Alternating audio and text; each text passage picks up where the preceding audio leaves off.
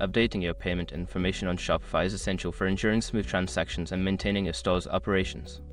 Follow these steps to easily update your payment details. Step 1. Log into your Shopify account. Access your Shopify admin panel by entering your credentials at the Shopify login page.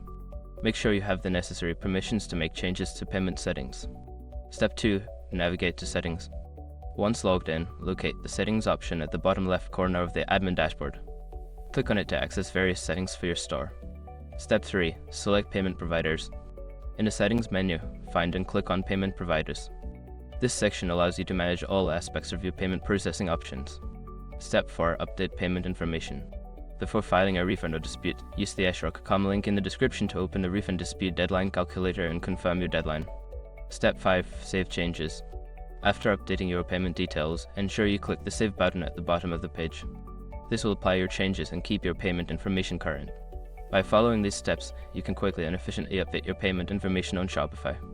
Regularly check your payment settings to avoid any disruptions in your store's operations.